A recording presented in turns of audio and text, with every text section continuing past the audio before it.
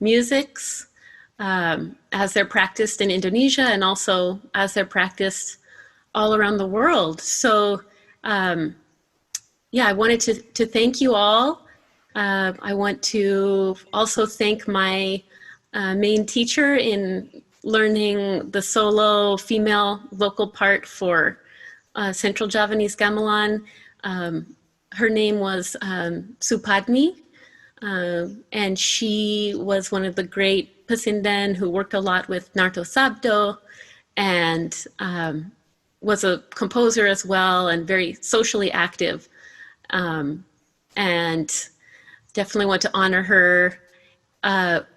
I would also like to just show my support for this idea that Maddie was just bringing up, that, you know, our community and this online community that we're forming is becoming so rich and lovely the way we're interacting, and it feels like it might be a great moment for us to come together as social activists as well and talk about some difficult subjects in terms of racism, cultural appropriation, diasporic issues, post-colonial issues, and things of that sort. I'm very excited about those conversations and how that can bring more peace and justice to our world. I have to admit, today I'm really worked up and very, feeling very, you could even say, yeah, disturbed about the state of the world. So I wanted to offer this workshop as a way for us to do something creative. There have been so many amazing lectures by incredible experts, and I don't consider myself an expert in Javanese music, but I do have something that I would like to offer in terms of looking at the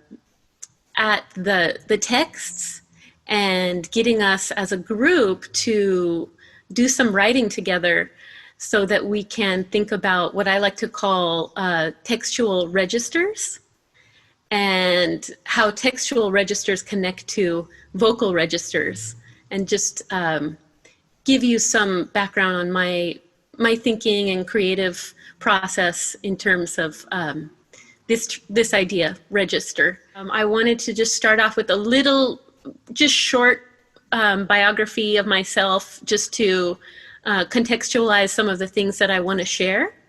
But I'm so inspired by all of you, and I wanted to just talk about that moment of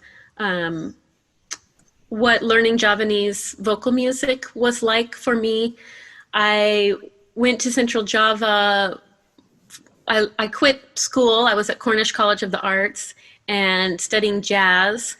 And I went to Indonesia because I wanted to really further the idea of improvisation and vocal improvisation and really learn deeper skills for that. And I think on this day, it feels very emotional because jazz and improvisation are areas that are completely opened up by the struggles of African American Black culture. So I really feel like that is important to say, and I'm learning more about why I was able to study Sindanan because of the preparation I was given through jazz and improvisation. I also went to Indonesia without any funding or structural support, and I think that really shaped some of my experience. I was young and I didn't know how much of an infrastructure there was for non-Indonesians to study Central Javanese Gamelan in particular.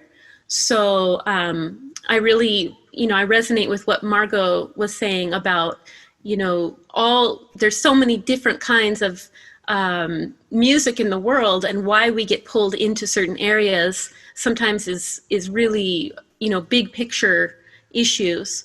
But I was very grateful to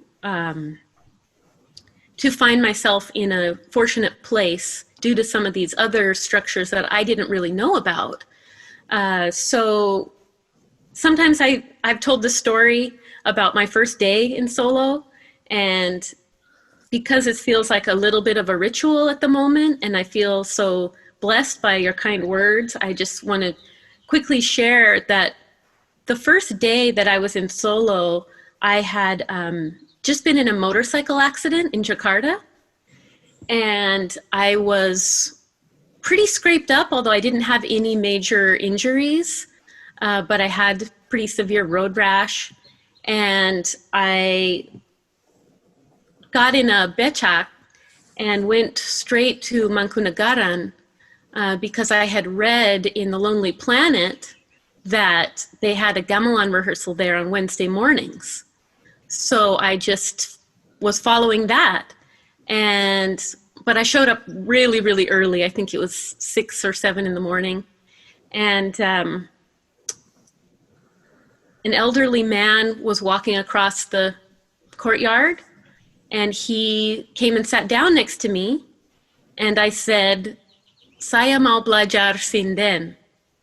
And it was the only Indonesian really that I knew. But he started singing. And he sang, "Manam cirolu, luroci, manam cirolu." And I just couldn't believe it that he literally wanted to give me a voice lesson just right there, 6 a.m., first person I met. But it turned out that he was the teacher for Sinden at Mangkunegaran, Pak Mitro Pangrawit. And, it was really, it's very, very special moment. I can't explain. I guess I want to say that learning this kind of music has very intense spiritual ramifications. And sometimes in all of the different subjects that we discuss and all of the learning, it's very hard to talk about that part of the music, and also to define even what is a spiritual experience. I do think we have to be careful, especially non-Indonesians, to not essentialize things, and to not put an othering tone on our interactions where something is magic, meaning it's other than us. I do believe we all have magic in us. When I heard Mas Midi's talk on rasa, it really affirmed that feeling for me. And I was hoping to share some of the ways that I like to approach the idea of rasa in terms of text for singing. And, oh wow, okay. This is a public safety alert. So I didn't even know I could get those. So there's a curfew in LA tonight, 6 p.m.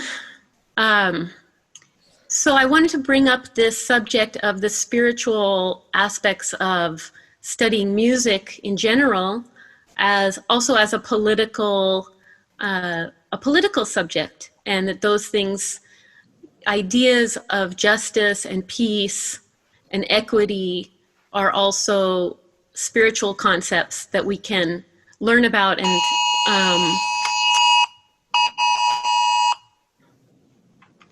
and we can develop in ourselves and even better as a community. So I'm looking forward to joining with all of you for this kind of work in the future, in whatever locations we are at and whatever groups of people that we are working with. I know all of you are really involved in a lot of different communities, so it's an honor to talk with you. I wanted to start today actually with just a moment of silence. I'm going to mute myself, and I would like to invite you to just sit with that silence, align yourself with what matters, and think and feel through some of that, and just share that kind of moment together. And I'll just give us maybe 2 minutes to do that. If you need more structure, because we are going to do some singing and some writing, I invite you to imagine that you're inhaling through the top of your head down into the space behind your navel, and on your exhale, to exhale back up and out the top of your head. And this is a meditation exercise, but it's also a very good breathing exercise for singing. So we can just do a little bit of that together if you are willing, and then we can go into some other practices together. So starting now, I'm going to also shut off my video, and you're all welcome to do that, and take 2 minutes to just pray, meditate, breathe, or have silence.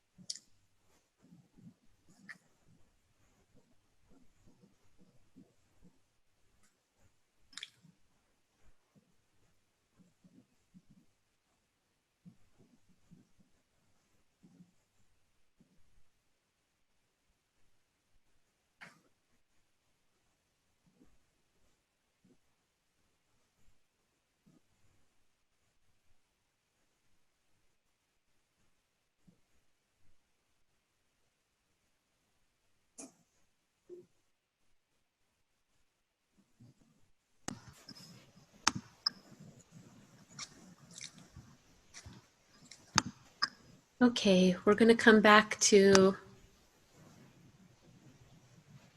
the material that we're going to look at today, which is Katawang Puspawarna. And this was the first lesson that I had with Bupadni, and I thought this would be a great way to share something very tangible and also talk about some ideas that I think might inspire you to relate to the chakapan, or the text that is sung in gamelan music, even in all different languages that may be used. It could be many of the languages of Indonesia, or any language. So I wanted to first just talk about the text a little bit and get to the music after that. First, I'd just like to read a translation of Puspawarno's gerongan, which is the male chorus part. And this is a translation by Clara Brackle, and it was found in a CD recording called Flowers. Puspa Warno is flowers of many colors. And I'm just going to read the first 3 stanzas. Flower of the kencur plant, that's the nutmeg plant, always talked about with admiration. Her body is well shaped and her movements graceful. She is so charming in speech that one feels carried away. Now the second verse. Flower of the starfruit tree, when picked soon comes back. She shines sweetly, indeed like a precious jewel. She is the queen of flowers and the essence of women. Then the third verse, flower of the durian tree. One stops to look at it, amazed at her shape. Her sweet smiles and her elegant speech embrace the senses. So you can hear there's a pattern in this text where there's a naming of a flower, and then there's a description of qualities of that flower, and then there's a comparison of those qualities in the flower as to the qualities found in a particular woman. So I think we could do some interesting writing today if we wrote our own stanzas for Puspa Warno. So what I would like everyone to do is think of a flower and a person that, the important part is to think of this person actually. Think of a person who makes you, who you feel comfortable with, who you love, who you feel goodwill towards, and they feel that towards you. So from that feeling, visualize this person, and then see if you can think of a flower, a particular kind of flower that you would like to compare them to.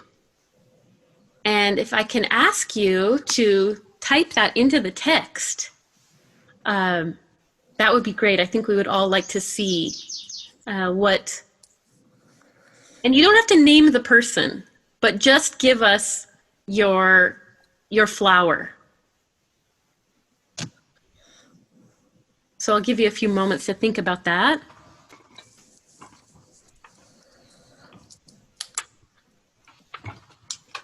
This genre of poetry,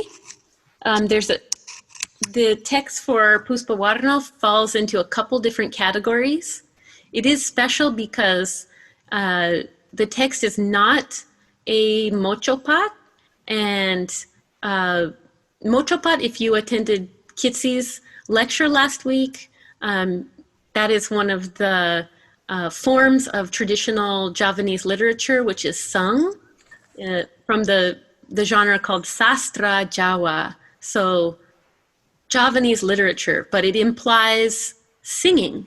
So there's many kinds of literature that can be used for singing, but some literatures are meant to be sung from the beginning. And I think that you could argue that Javanese literature is one of those. So one of the categories this Puspa Warno text falls into, although it's not mochopat, you could call it prenasan, which is a kind of flirtatious stanza, or you could say light love poetry, or it could also be called a type of parigan, because parigan is a Javanese word for pantun, and the pantun form has particular kind of form which Puspa Warno also follows.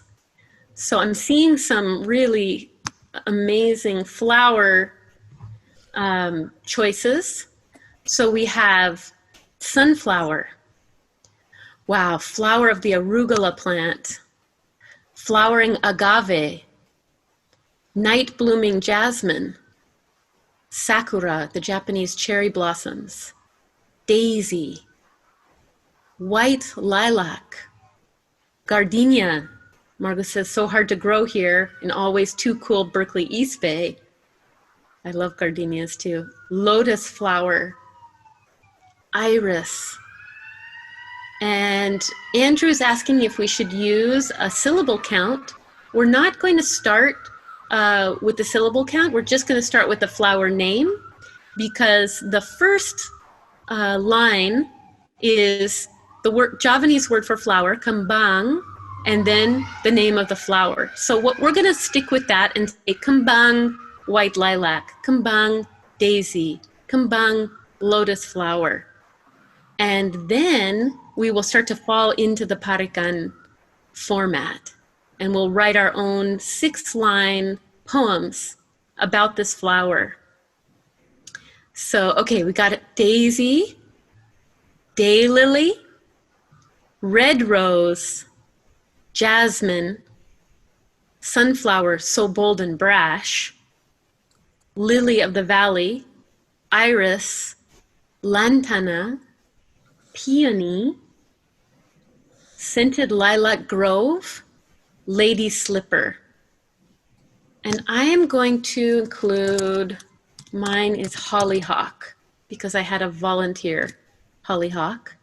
Rhododendron, beautiful. So we're going to take these flowers and we're going to write, we're going to each write our own Puspawarna text. Now I want to share with you my screen so that you can see the syllabic pattern in Puspawarna. There's another text that's also found in Puspawarna, Sindanan, that's common for Sindanan, and we'll talk about that in a little bit. But I'm going to share screen now.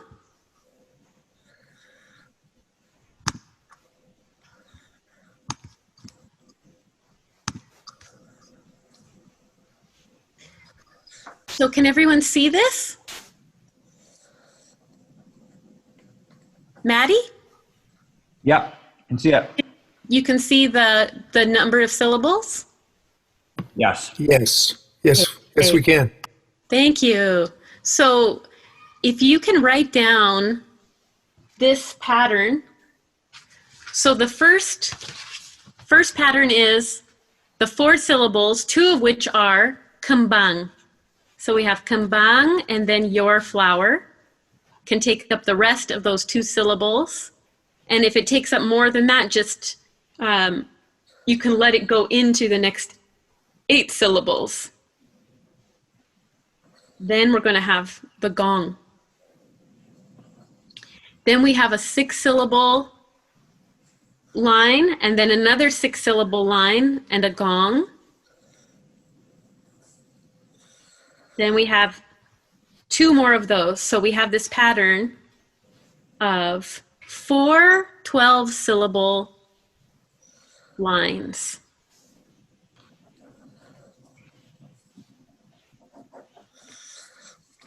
And maybe to start with, we can just try the first couplet.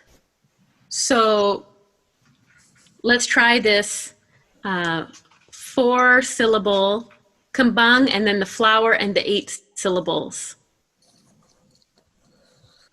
And I'm going to also show you the balungan for Puspawarna.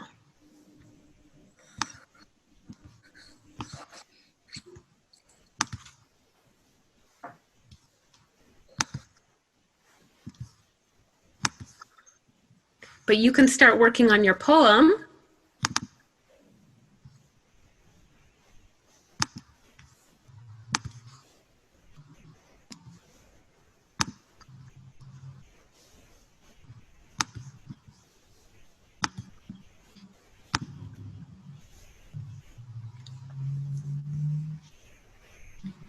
So this is the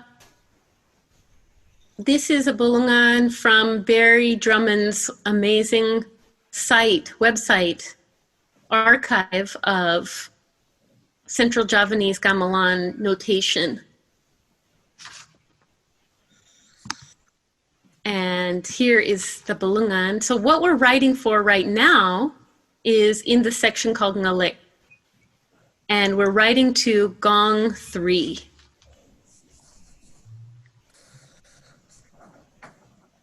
So what I'm going to ask you to do is to write these 12 syllables, everyone to have their own 12 syllables. And for the moment, you're just going to sing all 12 syllables on pitch 3. So you're just leading up to, we're not going to do complicated gerongan melody or complicated sindanan melody. We're just going to sing on pitch 3. And I'm going to play a little pattern similar to what I learned in my first lesson with Pat Mitro, but in Patet Manyuro.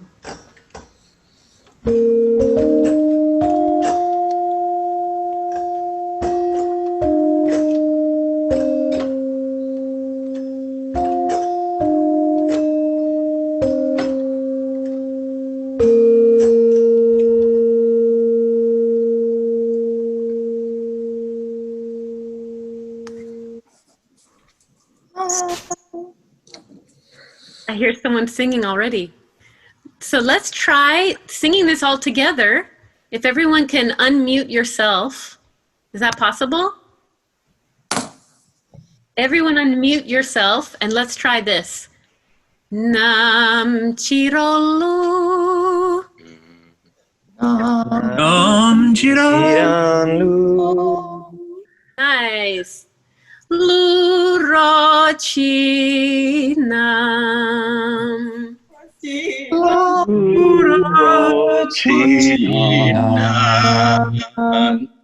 Nice. That was beautiful.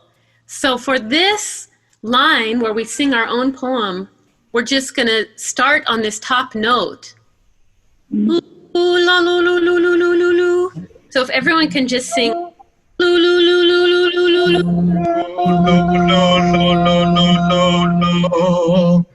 Great. And now you can mute yourself and we take some volunteers to sing the lines that they've written so far. See the line that you've written so far and sing it on that pitch lu. So lu comes from talu, the Javanese name for the number 3. So we're singing 6, 1, 2, 3. So on 3, you're just going to sing your line, and this would be going to standing in for the first line of Puspawarno. So does anyone want to sing their line on that pitch? And an example would be, Kembang, if I did the Javanese text, Kembang kancur, Kacarian agung cinatur. So we're just going to be going towards that final tone, but with our whole poem. So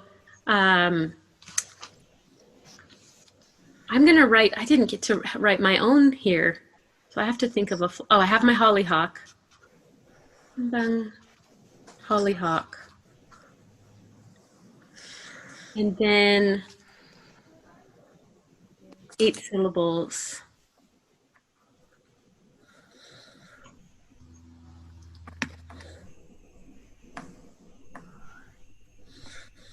So mine is Kembang hollyhock, a volunteer in my garden.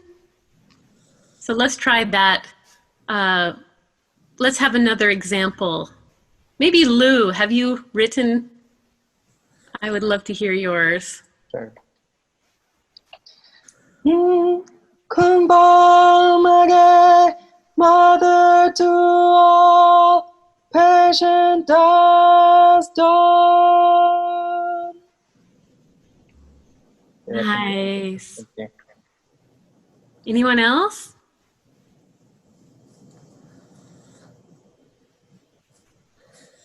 If people are afraid of just jumping in, you can put your name in the chat box too, and we can. Yeah, that would be great. I can call on, let's see. Mbak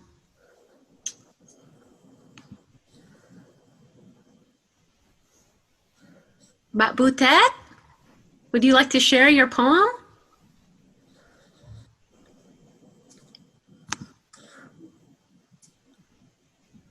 Did you write one? Maybe your daughter did. Okay, I'm unmuting you. Sorry. Yeah, she write one, not me, but I don't know if she's brave enough to sing it or not. No.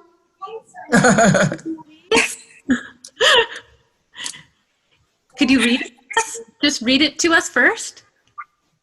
Read it. It's no. I think she's not ready. No. Yeah, call us again when she's ready. And Mbak, you should write one too. I will. I want to hear your writing. Okay, anyone else prepared to just recite their line?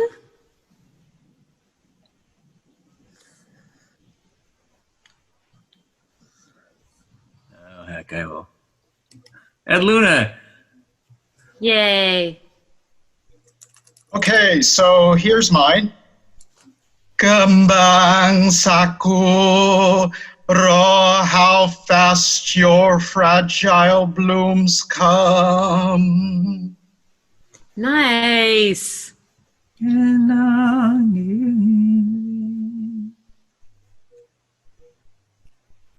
Go for it, Usman. Thank you. Do you want me to play that again? Is it again? That 3? Yeah. Gendong daisy who fills the field with sun each year. Wow, that was nice. Thank you. I like it. Good singing.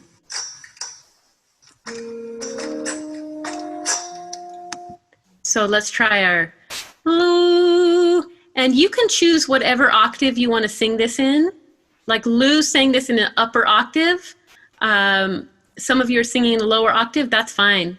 We're just trying to get the experience of chanting text in the tonality, a Javanese tonality, but the language could be any language. So if you want to use another language that you speak or a text that is important to you, you can also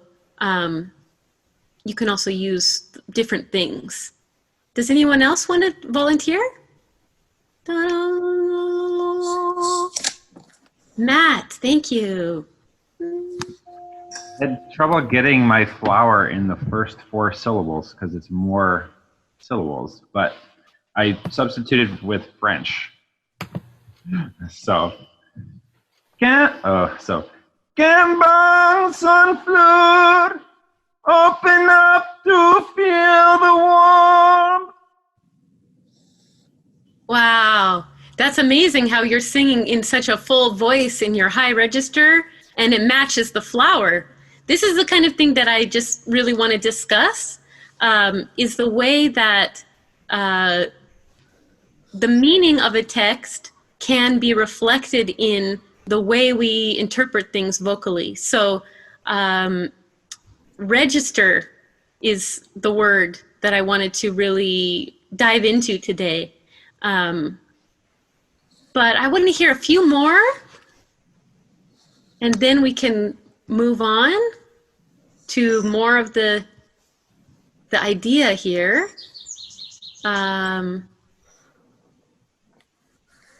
Kembang, lady slipper is blooming now. Beautiful, Lois. Thank you. That was great. And we have a poem from Butet's daughter in the chat. Kembang water lily, you float on the water in the beautiful sun. So these, oh, Mas Tres, would you sing this? Hello, Mbak Jessica. Hello, Mas Tres. I was trying to make a poetry using the syllables and lyric of Puspawarno, but I choose Rhododendron. Try if that's something interesting or any suggestion you would like to add more. I have the points here. The next one should be the points that I would like to offer you to complete it. For example, like this. Rhododendron every spring going to bloom. Many people would love to feel and to touch. Oh, that is completed. Thank you. And then I never compose in English anyway. I love it. I've heard your English suluk lately, and actually it was one of the things that inspired me to want to do this exercise for this lecture. Mastris brought in, he did his dalang role very well by using English text about some of the quarantine issues we're experiencing in his sulukan. So in his performance, it was bringing out this other layer of meaning and the contemporary feeling that dalangs are very good at moving between. So this is the idea that I wanted to focus on, is moving between registers, that there's maybe a contemporary news register, and maybe there's a register of sacredness and speaking with God or the divine. And then there's a register of speaking with your friends in an informal way. There's a register of speaking about history in a grandiose tone, or a register of something that you don't understand, like a mantra that is just syllables. There's many different registers that I think Javanese music in general and Javanese culture deals with language so profoundly. And for a singer, it's very exciting to learn about these different registers and all the ways that you might be able to change the feeling, the mood that comes from different texts. So thank you so much, Mastres. That was really great. So I'm supposed to fill in the ending to... No.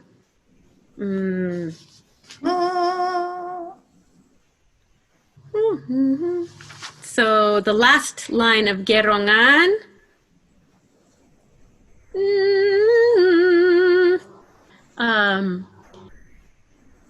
Many leaves are growing tall. Being like a plant or animal. Why don't we grow very tall?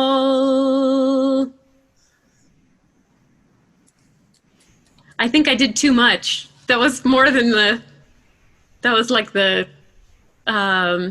from the middle, but I lost track of where you were at, Maestris. But I love the rhododendron, so I was trying to think of that. And that's one of the things that I wanted to really encourage for people. Like Ed was talking about wanting to improve his vocal skills and have techniques. And I think a lot of times for singing, people really focus on the physical production of the voice. But this is actually a little bit backwards, because the sound of our voice might come from the feeling and the image that's inside the music. And I think in some ways, we just need a more clear pathway into that inner meaning. So I wanted to bring up Puspawarno because the subject matter is so relatable. And also we could try singing from that place of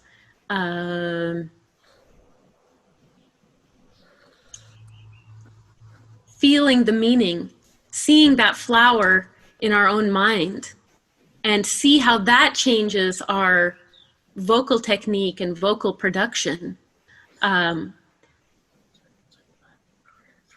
Yeah, I think especially in traditions where you spend a lot of time with a teacher one-on-one, and that becomes really the main way of learning, that we have to discuss the subject of empathy and developing empathic skills.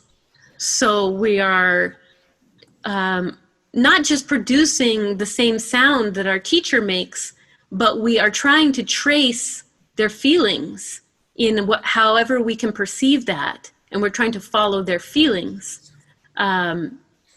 You know, there's something, I always like to bring up the idea of mirror neurons in singing, that we have mirror neurons in our body where when we see or hear or sense something happening in our environment, that we actually mirror that. And one of the most obvious examples of that is when some people, when they're talking, another person who's paying very close attention starts to move their mouth.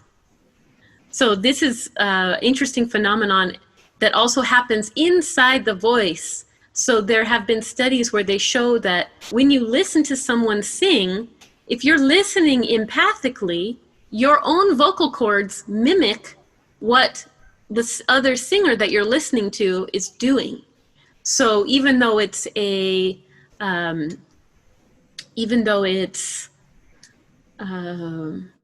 something you're not consciously controlling, the movement of the inside of the larynx, it is something that is actively engaged with your listening process.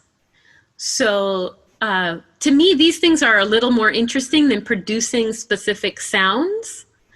But I do think the eventual result of building empathic skills and listening is a more meaningful, you could say a more meaningful imitation, a more of a discussion actually than a just an attempt to replicate something.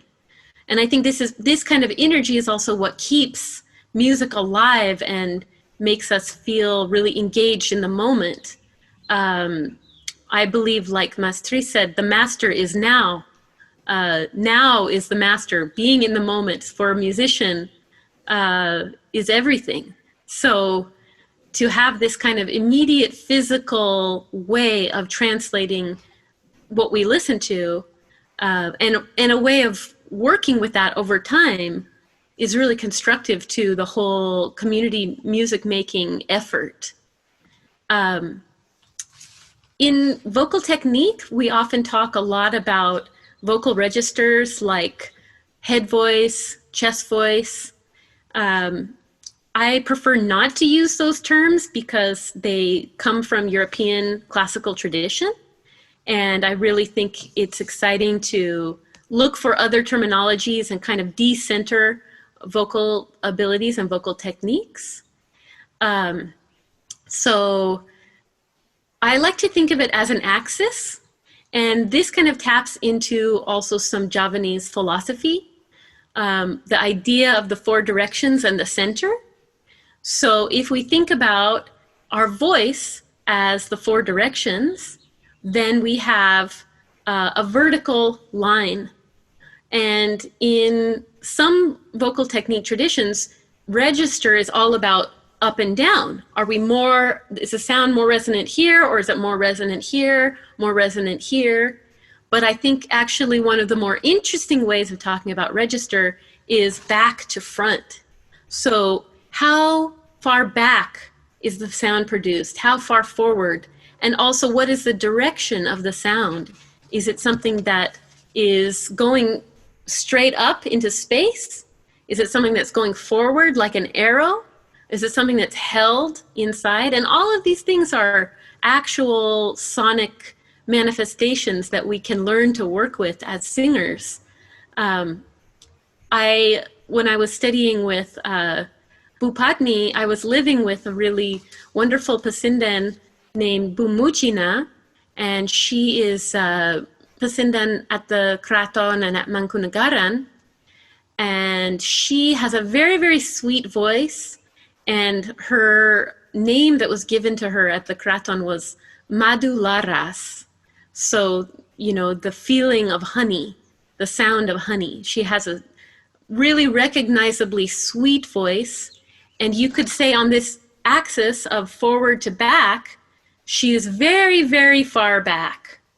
So in a lot of Sindan technique, they talk about the amount of pressure that you use. How much do you shape the sound with the larynx? And with Bumuchina, she would really shape it by pulling back with the larynx. So you would hear a sound. There's this type of form where you take the flower and then, oops, sorry. Oh, who is that, Robert? Oh, excuse me. My wife just was asking what's going on. Sorry to go. I didn't mean to interrupt you. Excuse me. No problem. Yeah, let me know if you have any questions.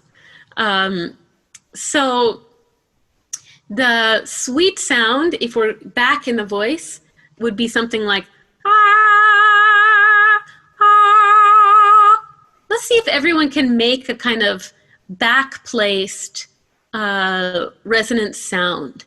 And it can sound a little bit like throat singing. You can hear more overtones with this sound, but I just want to see what you think. What happens when you make a sound which is further back in your voice? Even those of you who are really advanced singers, I think it's fun to play with this. Try to do the most back placement axis that you can place your voice on. Does anyone want to give an example? Maybe Carla, would you be interested?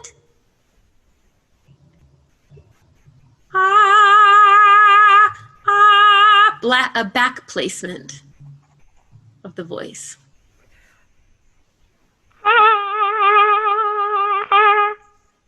Very nice. Love it. Anyone else? Maybe, let's see. John, could you try that technique? If you're still there.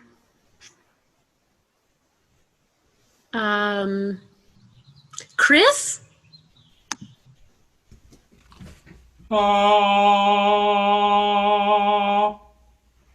That was a beautiful sound, but it still sounds a little forward. Yeah.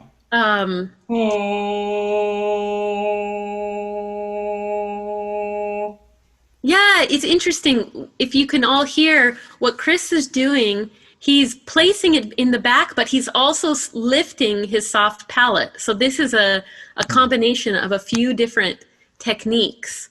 So I don't want to take up all the time with ideas about vocal technique, but I just really wanted to propose to you all the idea that vocal technique and meaning can be interrelated, and that those things can support each other rather than being, a means to an end. Vocal technique being something that you use to get a desired result, that instead you have kind of a spatial concept of your voice combined with a meaning and register concept of the text. So does anyone else want to share a poem?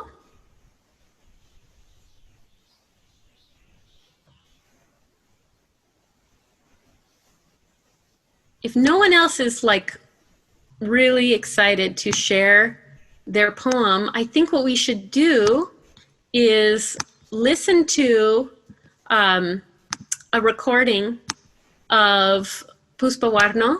I think we're going to listen to a version of Puspa Warno from Mangkunagaran, and I'm going to share the screen so that you can just see this information about Puspa Warno being sent into space. So I'm sure many of you are familiar with this.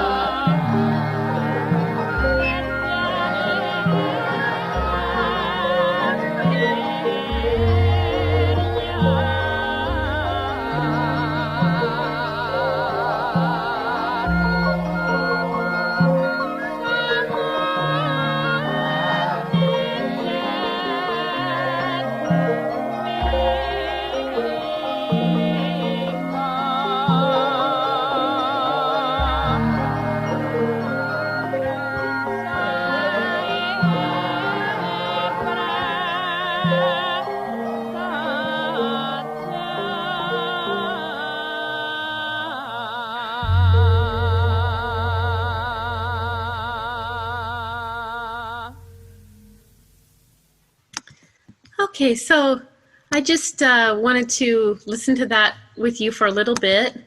And thank you, Henry and Wayne, for coming. Oh, and I see I stopped sharing.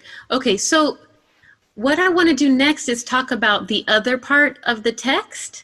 I want to let you keep writing this flower poem and have your poem with the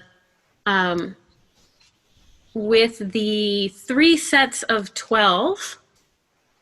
So the poem needs 3 sets of 12. I might have put 4. I'm sorry about that. So keep working on your flower poem. And then we're also going to write one more text together, which is the really fundamental part of Sindanan material for text from a genre of literature called Wangsalan.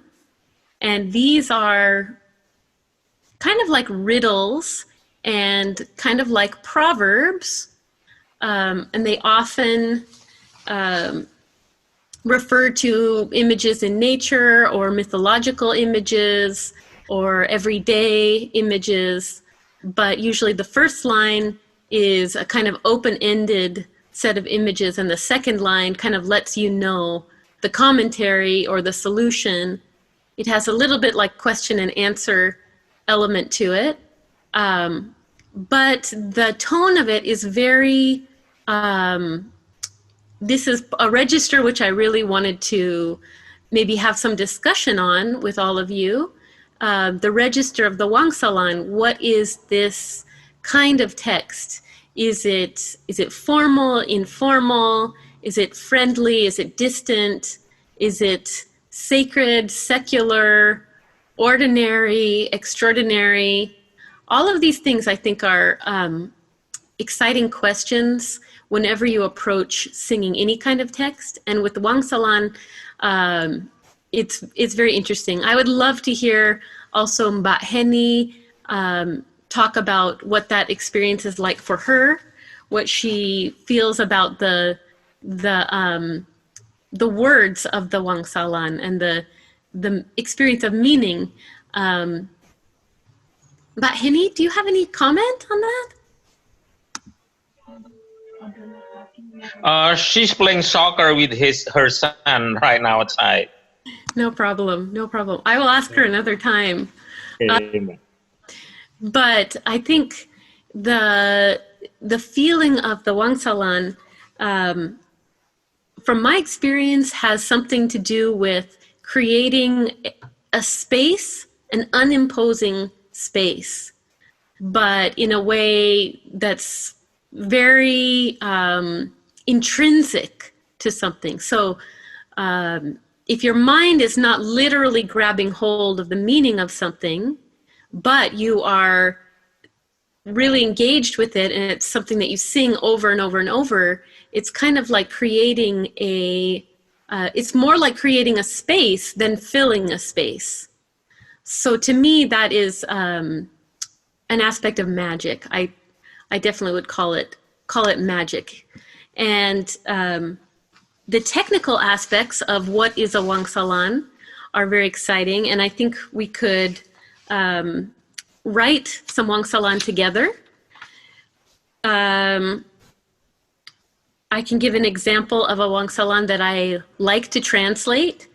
There's many of them that I don't understand the riddle of, and I'm not an expert in Javanese language at any level, but I've had so many interesting conversations over the years with Pasindan friends about what the Wangsalan mean to them, and also teachers like Pat Joko here at Cal Arts. I love to hear him talk about the Wangsalan meanings and the riddles that they present and the answers. But one that I really love is Ujung Jari Balung Rondoning Kalopo.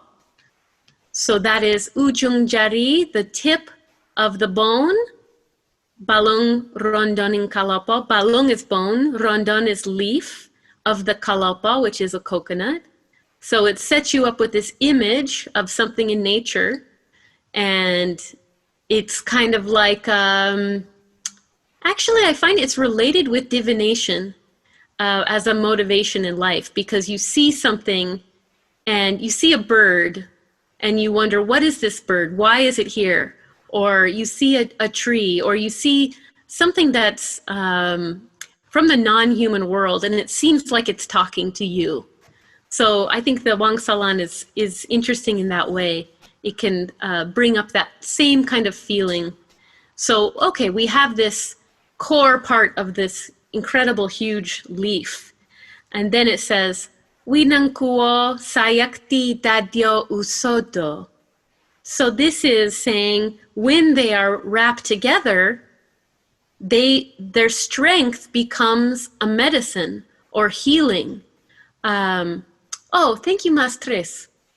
Beautiful. So there's many, layers of poetry in this for sure. Mark, thank you so much. Ujung jari. Jari is a finger.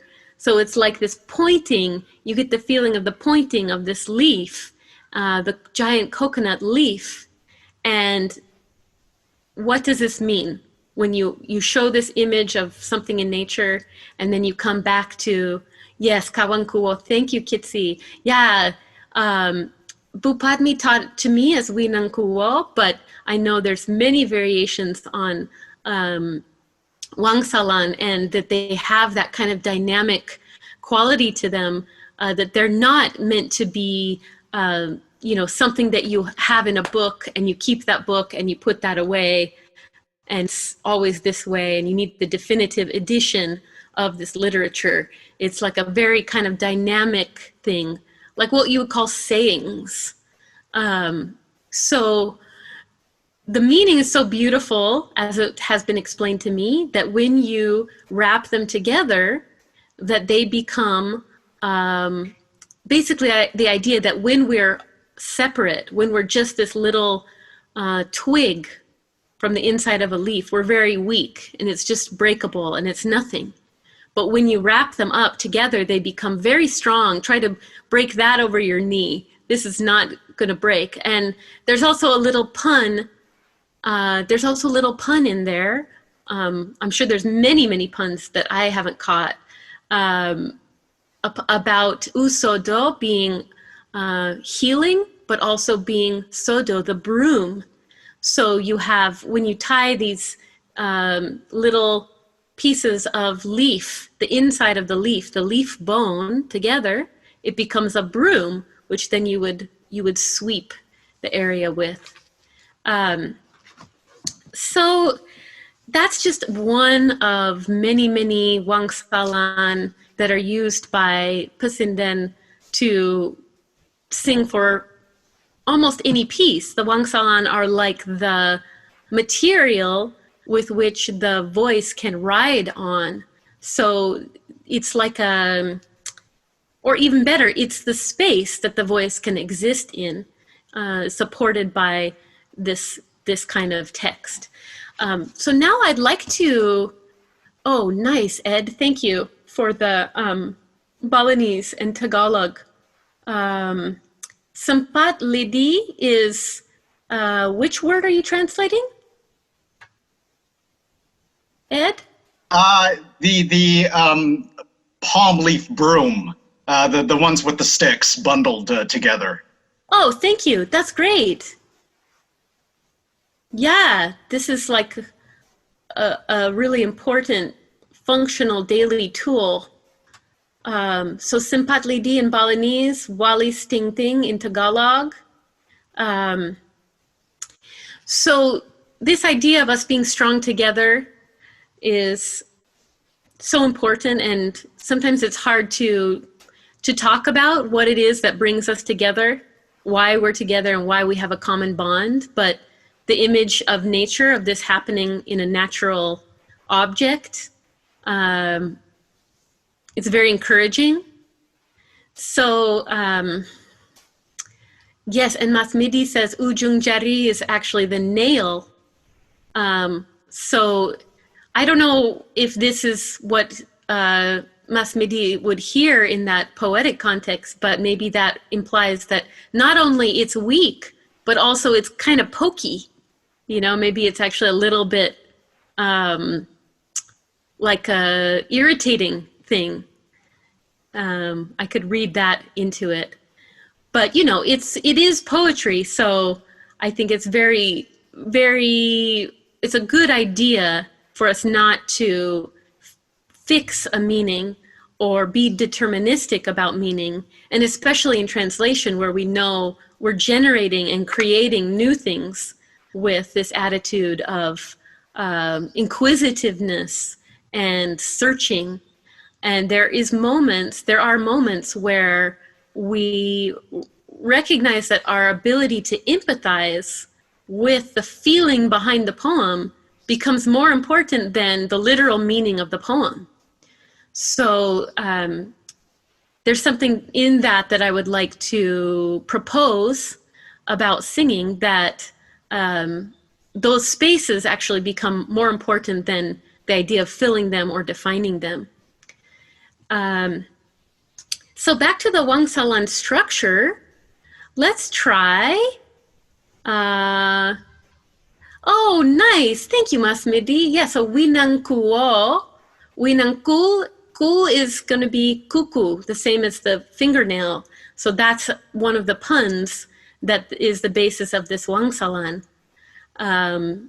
So definitely in translating poetry, there's such a incredible relationship with having a dialogue with your elders.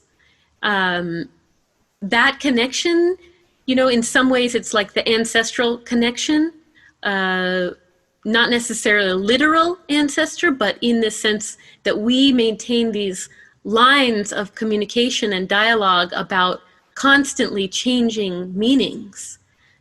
This is like a kind of source, like a life force element that we can then bring into our music.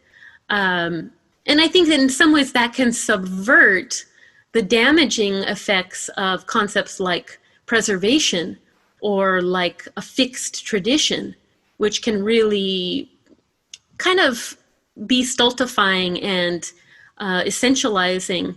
And sometimes it puts boundaries and obstacles between us because, you know, there is a kind of objectification of a material that needs to live. So this is a common discussion that I think a lot of us are always having in our studies and practices. And I'm glad that we can work together to keep this alive through this inquisitiveness and these connections through the generations. My experience in the last 15 years has been, in terms of text and singing text, has been focused around the ghazal and studying the Persian language and classical Persian poetry. So a lot of the lessons and things that I learned from Bupatni and from so many incredible teachers in Java really were the foundation for learning the ghazal. So I, rather than feeling like that's somehow combining things, I just find that they reflect on each other in different ways and bring out new meanings in the moment. So with this Wangsalan idea, let's try to write some Wangsalan. And I want to give you a little formula for this. Just one of my offerings for you today, and you can do with this what you like. And if you come up with something quickly, you can go ahead and include that in the chat here. The structure, thank you, Carla. Oh, great. Carla wrote, here's her poem. She sent that. So if any of you want to send me your poem, I would really love to read these, and maybe I can compile them and send them to the group at some point. But I do want us to have the Wangsalan form. So I'm going to share the screen again, just showing how the Wangsalan is constructed.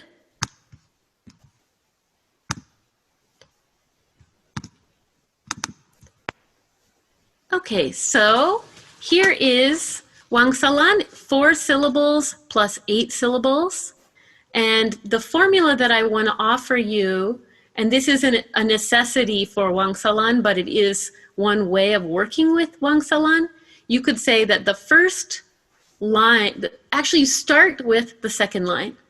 So I want you to think of a saying, a proverb in any language that you could fit into 12 syllables.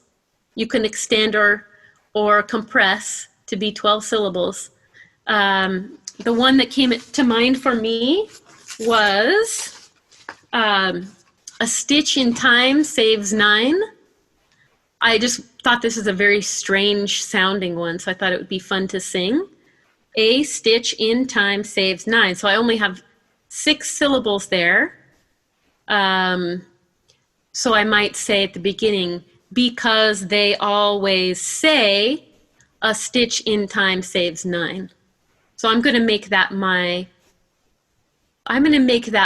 second line. It's a little more didactic than it's necessary to be. But I wondered if you can try this. Can everyone start with the second line, the answer to the Wangsalan? And think of a proverb, something that's kind of a didactic phrasing of some kind. Jessica, can I ask a question? It's Matt. Sure, Matt. So in that one, it sounded like it was 6 plus 6. Yeah, but if you sang it, you would say, because they always say a stitch in time saves 9. Oh, cool, cool. To break it up, like if you notice how beautifully, I think that Mastres really gave us a lot of information, the way that he composed his English poetry for the Puspawarno, because the way he extended certain syllables, sometimes it didn't make sense, but it made it even more magnetic. So this is a trick that poets often use, and I think it's also common in Sastra Jawa that you have ways of working with the sound of the language to kind of give idiomatic distinction. So you kind of do something just a little odd, and actually that's what hooks you. So I think this is true in so many arts. Are there any other questions?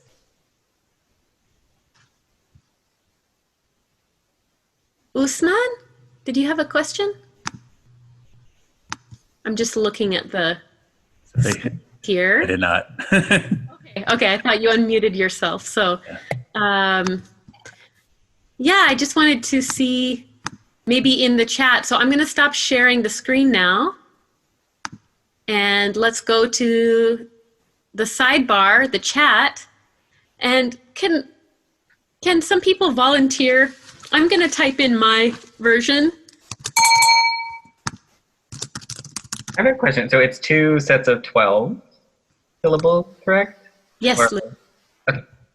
2 sets of 12, and they're music divided 4 and 8, 4 and 8. And they rhyme. Shocking. Okay, I'm typing mine into the sidebar, and I hope some others will too. So just your second line, let's put that in first.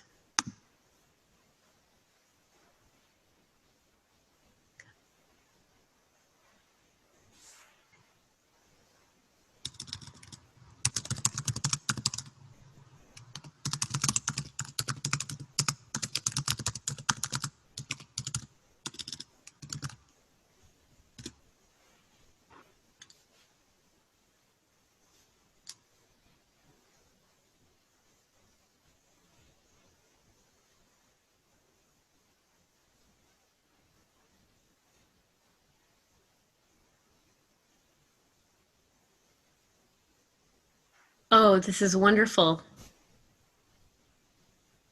Lou, do you want to introduce us to your proverb here?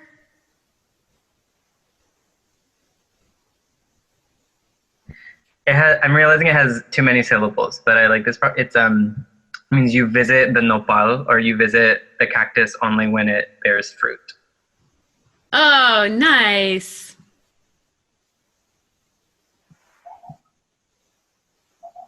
Does anyone, Kitsi, put in treat others as you would be treated?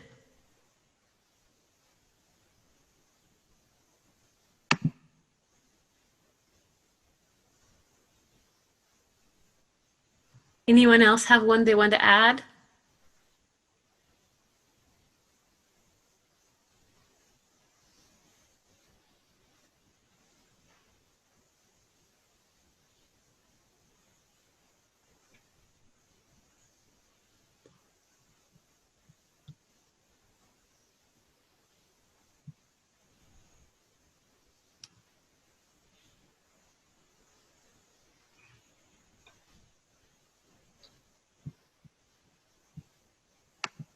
Oh, I love it, Usman.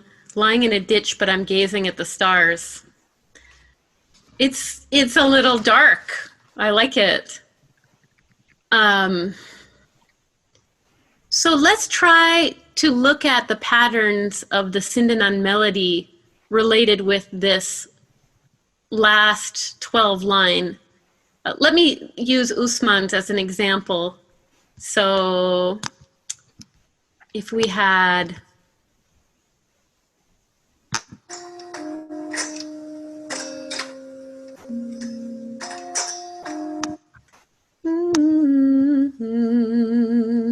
So for our last line, if we have, we're going to our low 6 gong, and we're repeating, let's try just to the low 6 first. So, lying in a ditch, but I'm gazing at the stars. Or lose. Al nopal solo se le arriman cuando tiene tunas.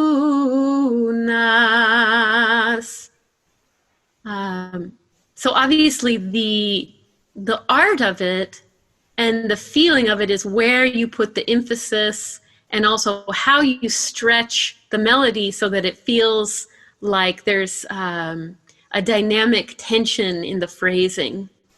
So with a lot of Sindanan, there is patterns of 3 and little kind of swinging motifs.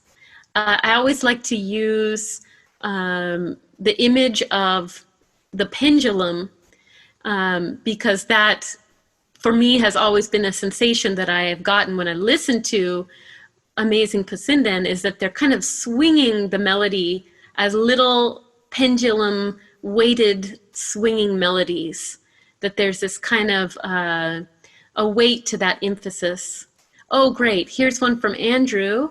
So if you said, springtime's the right time with your love. So I don't know if this is helping to give you a feeling of access to Sindanan, and I hope for the women and men that you all feel like interested in singing some Sindanan if you haven't already. Oh, good, I'm glad. So what I want to do now is add the first line to the Wangsalan. So this one is going to be pretty fun because it divides up. We're going to divide it up into 2 chunks. Oh, Mastris, this is beautiful. So you would have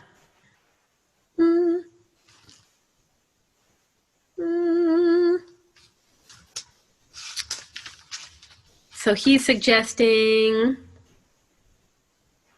what day mostly,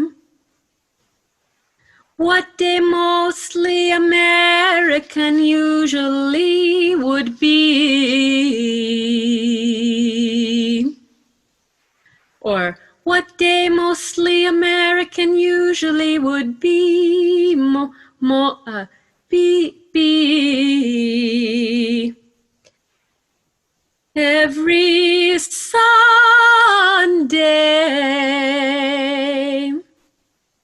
Every Sunday couple would love going party. But I'm sure Mastris would sing this much, much better than me. But still, it's really fun to try it and to adapt these melodic patterns. So, yeah, I guess really what I want to encourage is just the writing exercise as something to move towards more empathy and listening. So when you're hearing, probably right now it's mostly going to be recordings if you're in quarantine.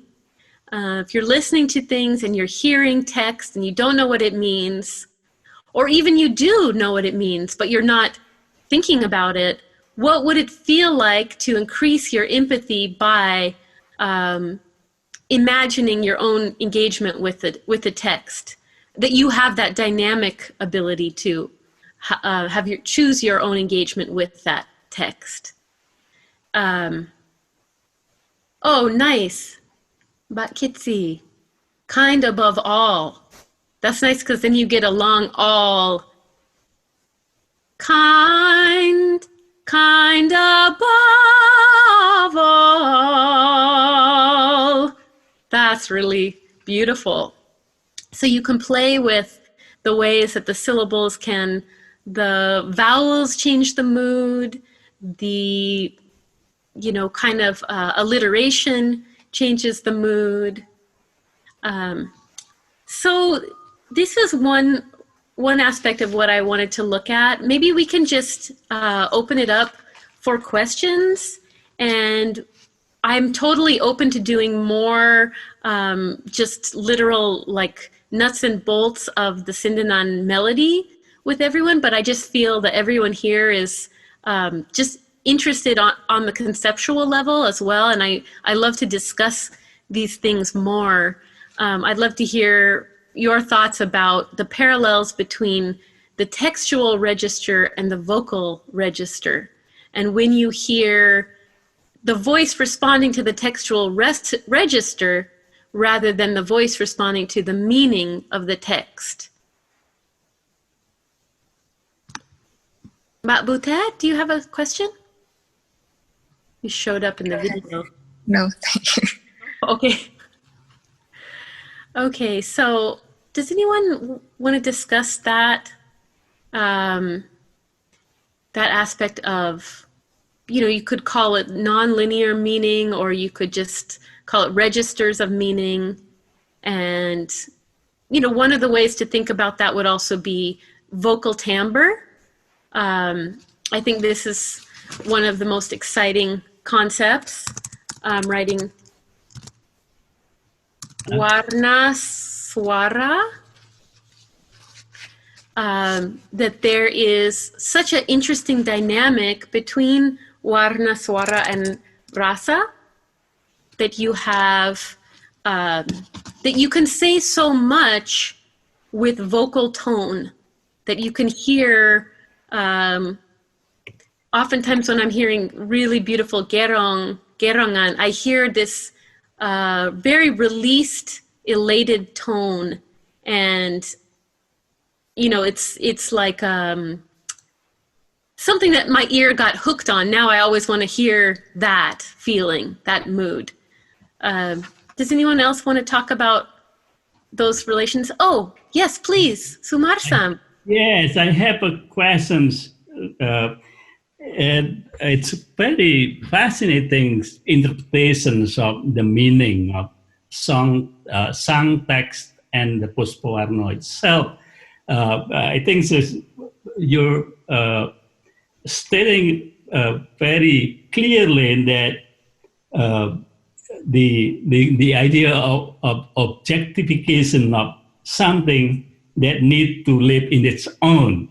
So give us a sort of like a must be a lot of interpretations of the meaning of the text and the meaning of the piece itself. And that's something that I'm very much interested in looking at it and historically, for example, when Puspawarna is being composed and in what context and all of this. But the question that I have has something to do with your explanation that textual register and vocal register has something to do with four directions and the center. Can you elaborate more on that aspect of it? Oh, I would love to. Those are such amazing thoughts. Yes. Yes, and I didn't prepare very well in terms of the actual historical composition of Puspawarna. So anyone who wants to talk about that, I definitely think that's a big empty piece to this lecture so far. But I think for the idea of this kind of cosmological axis that you find in Kejawen, and even the word mocopat, I've heard it described to be representative of the center and the four, and being that poetry itself is a cosmological image. And so whenever we read, as I think about it, a lot of different forms of cosmological interpretation are coming up for me, because obviously even Christianity uses the image of the cross in such a powerful way. What is an axis? What is the intersection? What is the crossroads? What is the center? Of course, the mandala. What is the mandala as a representation of the cosmos? So I think I'm trying to construct a vocal mandala in space so that the text and the physical embodiment of the text become like a three-dimensional shape that basically honors the source of whatever that sound is coming from.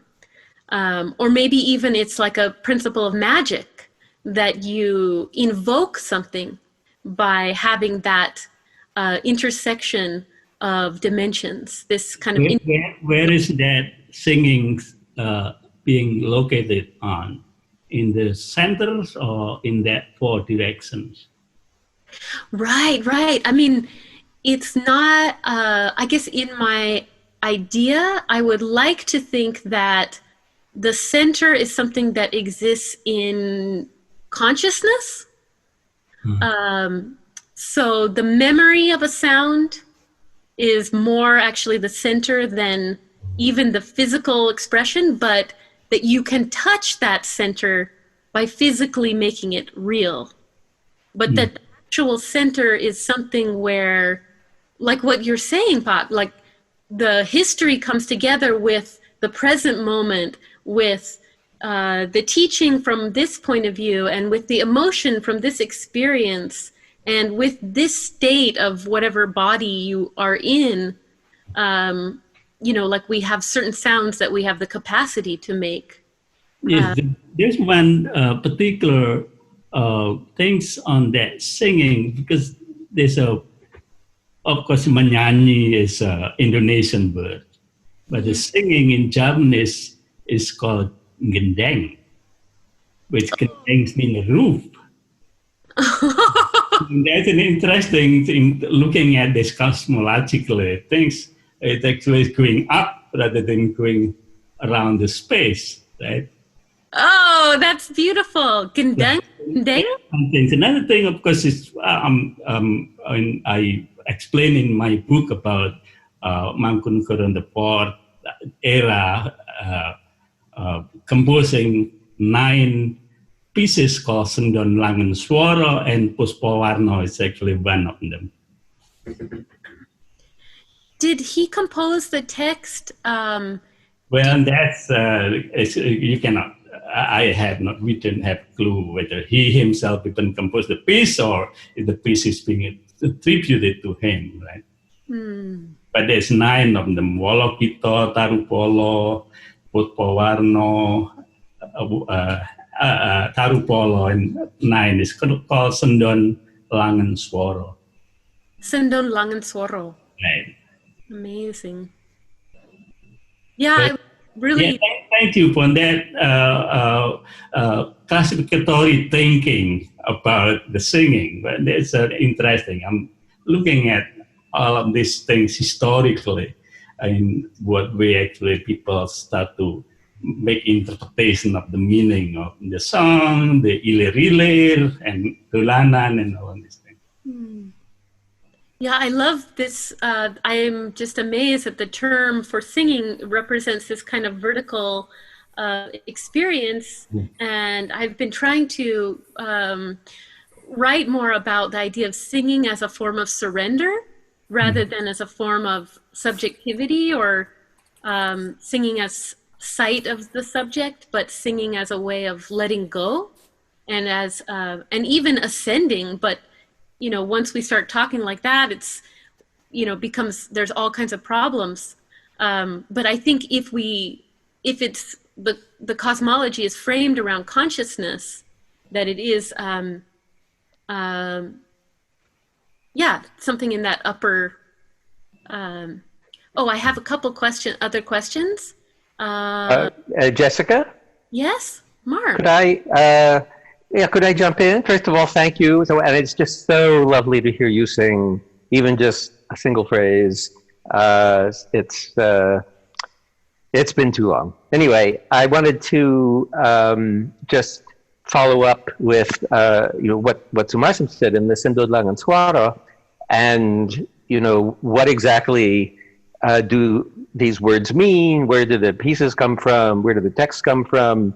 They are attributed to Mangkunegaran IV, but we know at least one story, and Sumar has heard this a lot, that he composed some very famous pieces, including the Surat Wedotomo, but there was some concern, even in the, I think, early 20th century after his death, as to exactly what that meant. And so some people at the Mangkunegaran court did a little research, a little oral history, I guess, and determined that because there was the name of one of the palace servants kept coming up when people would ask about that. And the story eventually was that the prince had little slates, little writing slates prepared that he would keep in the bathroom, because it often happened that while he was relieving himself, he would get ideas. And so he would, grab one of these slates and jot down a line that came to him, or some nice expression or useful words. And then this palace functionary had the job of collecting all of these and copying them down and arranging them nicely. And so the words were from him, supposedly, but the arrangement was perhaps from one of the functionaries. But that's neither here nor there. What I was really curious to ask was, you talked a little bit about how you learned Sindanan. And one thing that has always struck me over my years of involvement with Gamelan in America is how many years and indeed decades it took before we had any Americans who really seriously devoted themselves to the singing with such really splendid results. And, there were always one or two people from even back in the 70s, I think, but who sort of drifted away. But I think that today, in the past 10 years, we've just seen Americans, with such a sort of a deeper grasp of it. And so, especially when you were talking about tone quality. So how did you do it? Did you just find you could do it? Did you just listen very carefully and trial and error, or did you have an approach, or what can you tell us? Well, I'm really flattered by that. Thank you, Mark. I just, if I was going to try to teach what I think would be helpful to finding a resonant vocal timbre, I've tried a lot of different methods, and one of the things that I really like is learning to resonate objects. Like spending some time using like vases, if you have gamelan instruments, like literally just not playing them by hitting them, but playing them by singing. Seeing what kinds of tones, what kinds of timbres from your voice will cause the instrument to ring by itself. That was one thing that I can think of all the weird things that I did as a 20-year-old, because I really wanted to learn Javanese vocal style. And, even putting aside all the reasons why, just like all the weird things, like singing Puspa Warno at a third tempo while playing Slentum. That was one of I just remember like being in the Cornish Seattle gamelan shed, which we could get into and stay in till 2 a.m. And, we'd just be out there playing all night. Sometimes I'd just go in there by myself, just play Puspa Warno on Slentum and sing the gerong. And this was before I studied with Bu Padmi, before I went to Indonesia, and I just did it at like about half tempo, just really, really slow, light a candle, and, just hear those, the vibrations between my voice and the instrument. Go into a trance. That's what I thought about your comment, Mark, with the like bathroom writing. It sounds funny, but also it's really a deep thing, because when you're in the bathroom, it's like you go into a trance, you're not thinking of the normal world and life, and you're just kind of in that really different mode. People like to use dishwashing as an image for trance in the same way. Like it's it's something that liberates you from your ordinary mind. So I would say anything like that is good for singing practice, to put yourself in a trance. And the shower singing, car driving, car singing now, I think most people that's like the only place they can really sing their hearts out is in a car, because otherwise it's like, how do you do that when people are listening? And does that answer your question? I have heard a lot of non-Indonesian Pasindan sounding really good the last few years, and I think it's it's like a little bit touchy subject, because it becomes very sensational, but also I think it's a really good step for that to become normalized, because then we show that, like Koreans being the best European classical musicians in the world, we just show that there's like music that can be learned, and, we keep like putting effort into the art form. So I hope it goes in that direction. And I try to,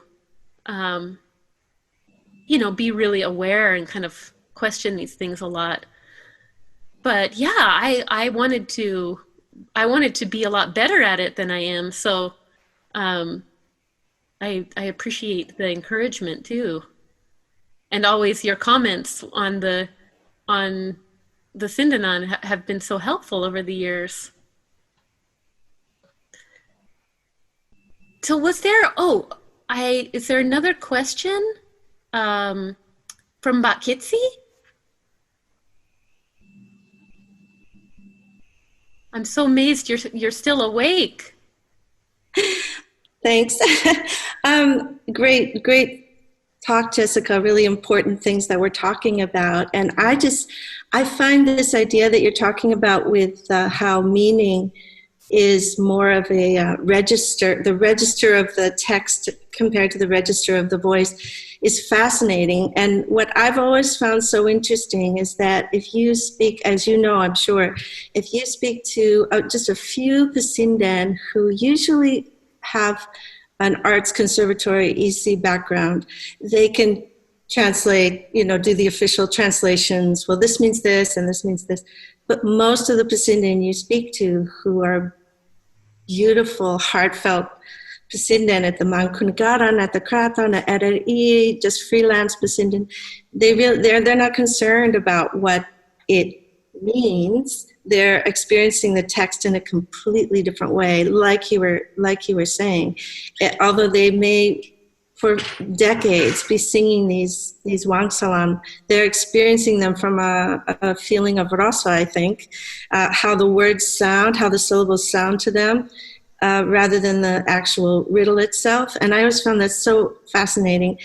I'd just like to give a shout out to somebody who's not able to be here today, and that's Mark Benamo, because he is, everybody should keep an eye out. He's in the middle of writing a really brilliant piece about this, and he mentioned that he was going to talk about it as a comment, but he wasn't able to be here, where he's taking a very small piece of one Kelenengan, I think it's only 3 or 4 minutes, and sort of translating it and showing how the connections between types of texts, gerongan, senggaan, wangsalan, isen, nabon, how that's not what it's about, really, right? What it means. When we look at it on the page like that, that's really not what it's about. It's about something else.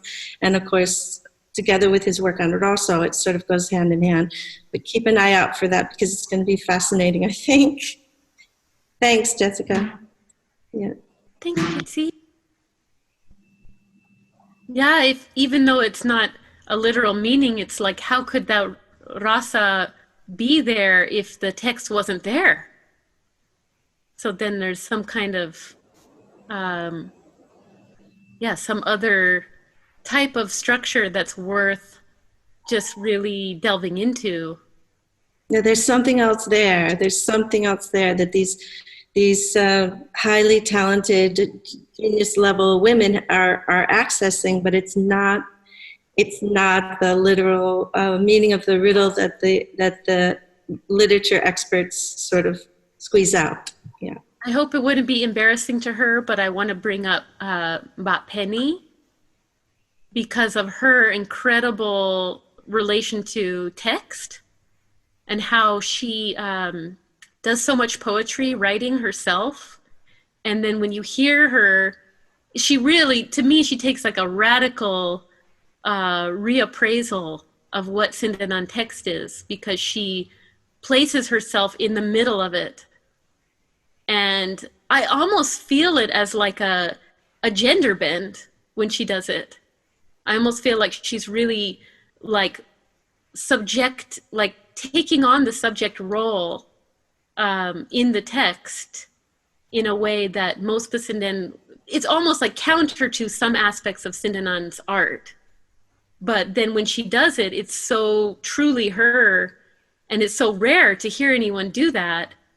I really admire that work, and I love working with her for that too, because we've gone back and forth with texts over the years, and then translation things together, and and I'm just amazed.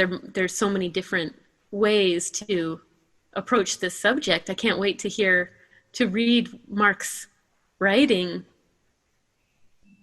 Thank you. Did Chris have a question?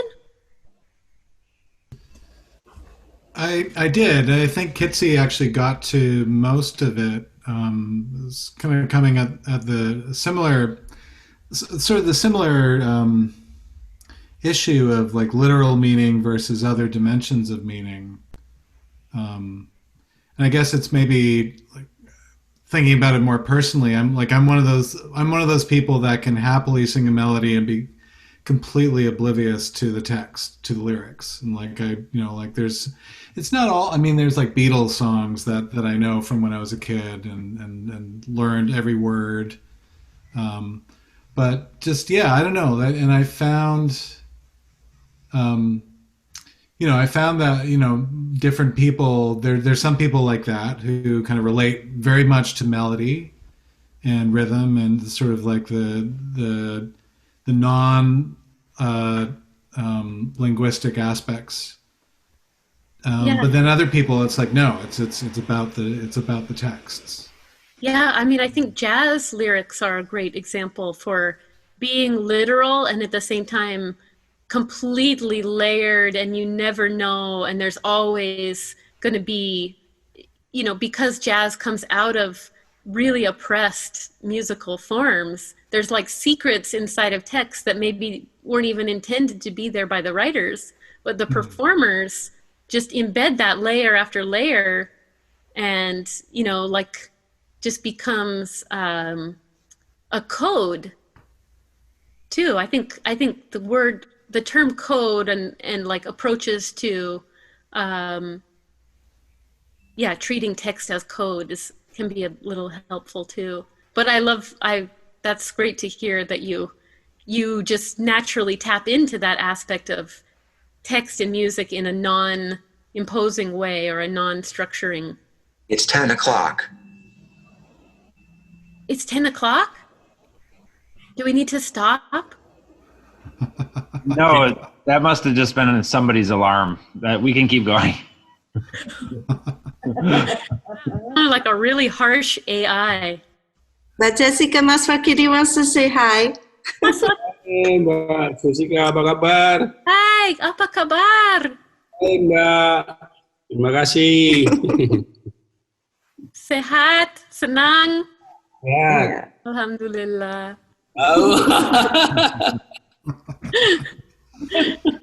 Oke, Mbak. Oke, Mas. Terima kasih. Terima kasih. So there was another question. It's not too late here. It's still 7. So did Matt have a question? Or I do have a question. I was wondering if you have any insight into any textural relationship between Sindanan and Gerongan. Do you think that the Gerong and the Sindan are kind of in their own textural worlds when they're singing, or are they responding to each other? Well, I think usually when the Sindan and Gerong are singing together, melodies that the Sindan is echoing what the Gerong is singing. So text-wise, they would say it first, and then the Sindan would echo that. I'm sorry, I didn't mean text. I meant sort of like the more like the texture, like the rasa between how the Gerongan is presenting something versus how the Sindan is presenting the same words. Wow, that's or vice versa. Yeah, I mean, my impression is that there's a lot of really intense dynamics between the Gerong and Sindan in terms of the Gerong coming forward more. So in terms of those axis gestures, these kind of 3-dimensional gestures, I feel like Gerongan has that very, it's like very masculine, very kind of like effusive and elated. And then the Sindan is kind of almost pulling back from that, but in this magnetic way. So they have this kind of really beautiful magnetism. I don't know, maybe someone else wants to talk about that as well. I mean, there's literal examples of that too, where in Andagan or in Wayang, where the gerong will actually say things to the sinden or comment on what the sinden did. So there are like literal moments of commentary, mostly from them to the sinden. I'm not sure about the sinden commenting on the gerong. That would be pretty cool.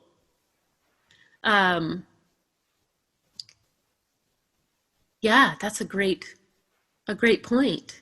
But also, I think that when the gerong sounds more restrained and more still, actually what that makes me think of is like Badayan, unison singing, has also another kind of intensity to it when you have gendered voices singing in octaves. It's has another kind of beauty and stability. I'm so happy that Sumar-san liked the axis image, because I think you could really develop almost like a like a visual representation of vocal timbre in a given situation, and you could show, oh, this is what it looks like. Here's the shape that is made. Maybe it would look kind of like different types of fractals or something. I don't know. It would be fun to work with visuals for that. Thank you. Also want to comment on that subject of the relationship between the vocal timbre of sinden and gerong as combined with each other. What's the relationship?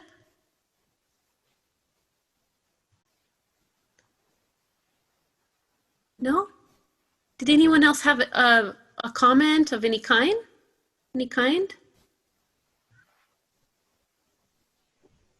A little bit.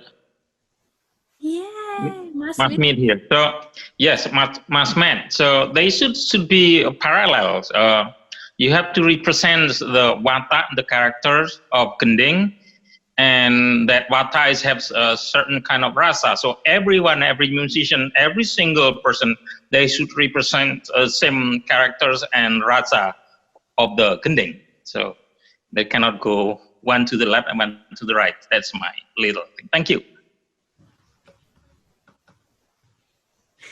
If you have a gamelan director like Mas Midi, then that might actually be possible.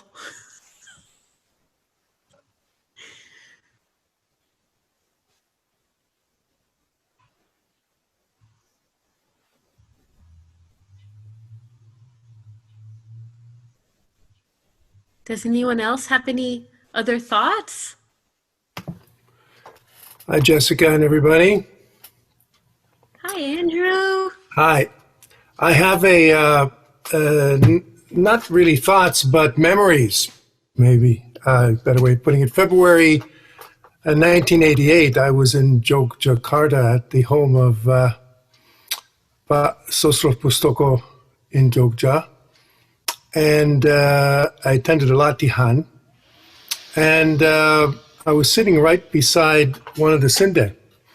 And this is in reference to it reminded me of this personal experience, Jessica, when you mentioned that one way to describe register instead of up and down, which is a standard, perhaps Western way, is perhaps back to front.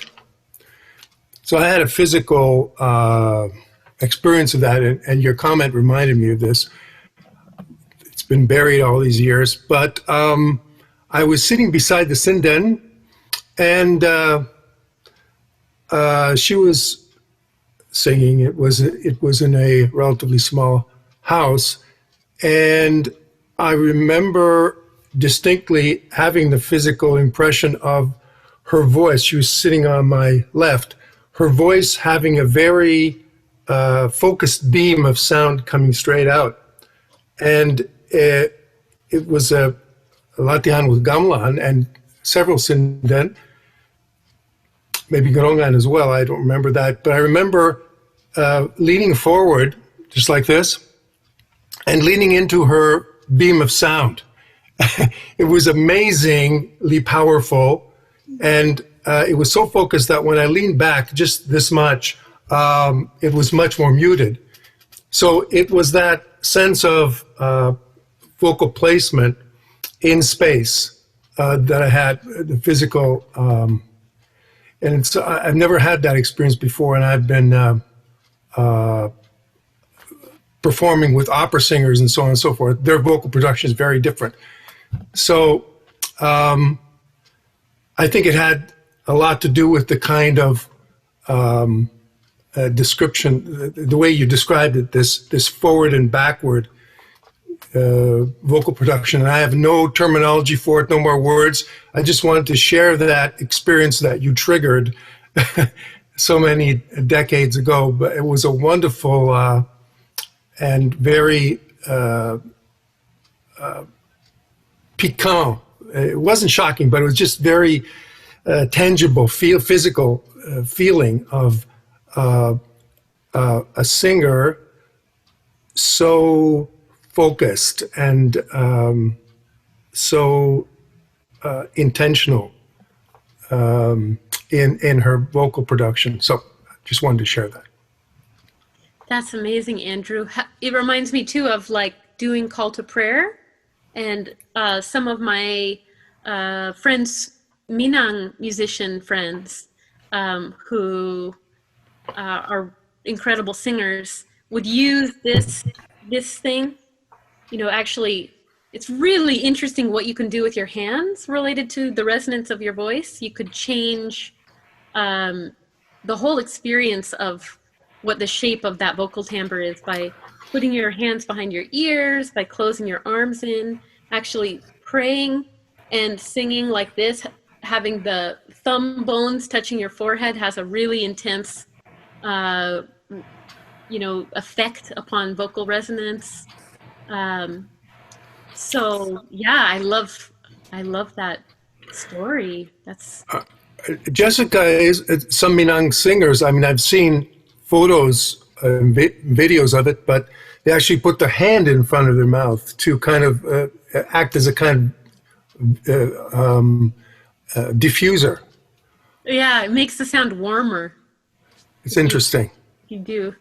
That would be warmer. And this also makes it a little more forward, but also you can hear yourself better because some of the sound comes back to your ear. But this, I notice, just creates a different resonance. Thank you, Mas Nidhi. Thanks for coming. So, yeah, I do think that's just such a great area of awareness. What is the direction of singing? Where's the center? Where's the center of the singing? Is it in a singer, or is it in space, or is it in the ear of the listener, that very empathic listener who's mirroring something? I think with like the rawit, like karawitan, like the refinement idea,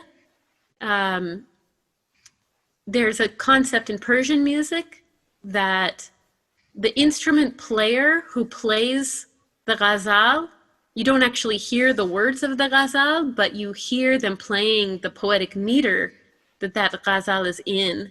And some people talk about how that's more refined than actually hearing the words of the poem themselves. So it's so encoded that you don't even hear the words, but everyone knows it's that poem because, like, for example, Rumi's most famous poem, Beshno az nei chon hekayat mi konad, da ta tan tan tan ta tan tan tan ta tan. If somebody starts playing tan ta tan tan, everybody's gonna feel that poem, but it's not even, it's like the ego of the performer is even more kind of clouded and, sidelined. And there's just like something that is connecting everyone in that kind of more abstract space.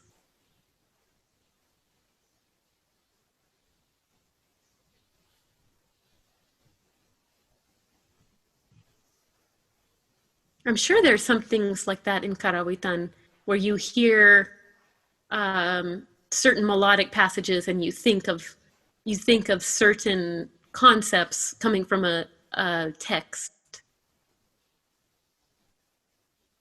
Like, I'm curious about the Kidung Rumaksa ing Wangi as one of the representative melodies of Dangdangulo. If people hear the Dangdangulo melody, then who is hearing Kidung Rumaksa, and who is just hearing any Dangdangulo, and it's like an empty space. That's just the Dangdangulo form. Because I know there's certain poems in certain Mochopat forms that are very commonly used and known. Does anyone know about that?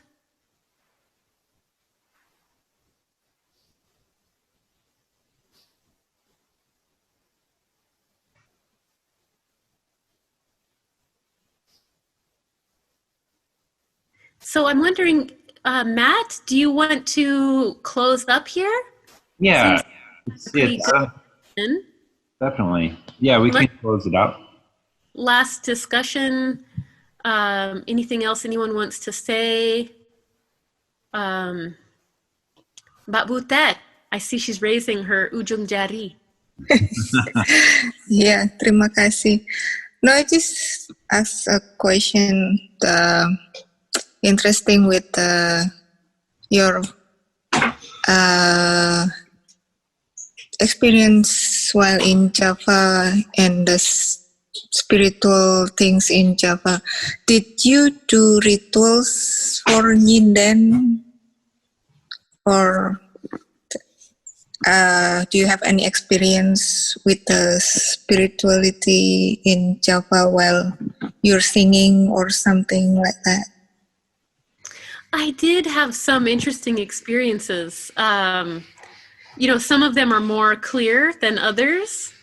It was so funny when you asked me to talk in our nongkrong about your house. It's just such a deep, intense memory.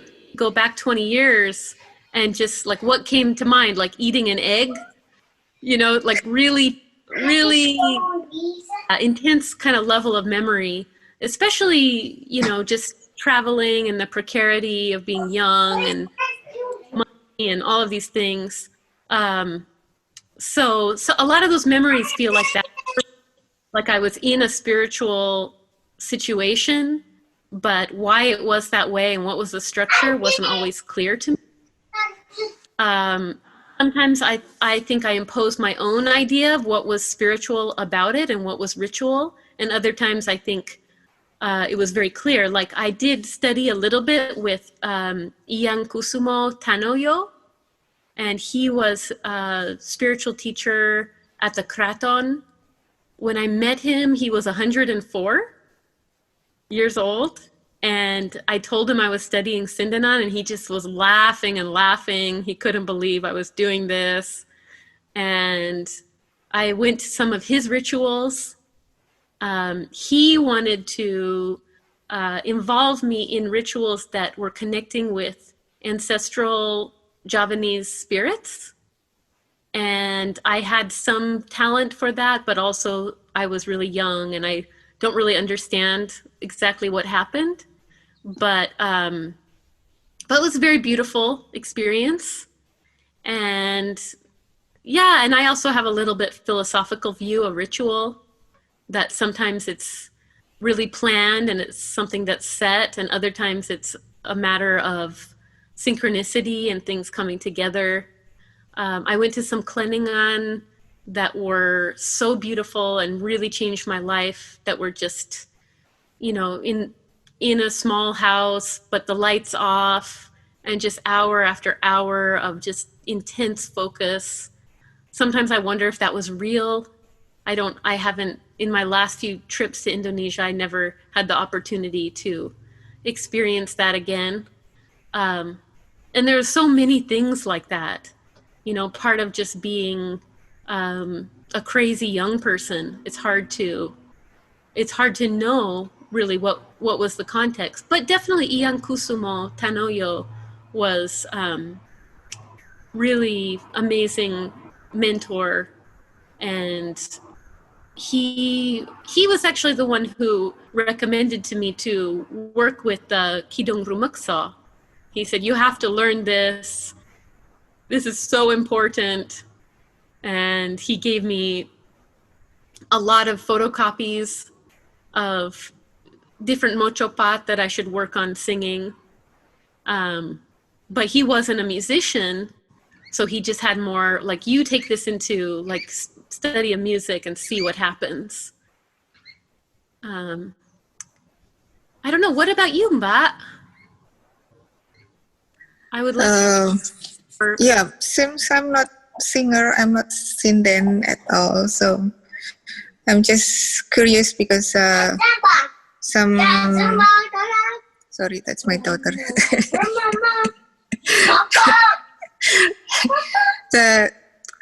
It's for, I don't know, for Indonesian, for Javanese, it's easy to get the feeling, the spiritual feeling, and then it makes more have deep impact on our experience on listening or loving something like music. But in the Western culture, seems that they don't really understand unless they really, really love that music or really love the songs. I'm just curious how you see the difference between sing without feeling the spiritual and just sing like that. Yeah, it's such a huge question. I love hearing your feelings about that for your own listening experience, that you feel it's easy for you to connect to that aspect of the sound.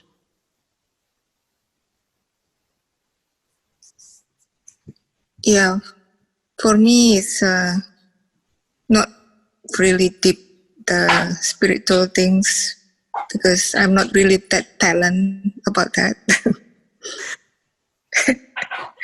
I see people get a lot of things like trance and do ritual things before singing, so because they believe that the do rituals, it's help the spirit and help more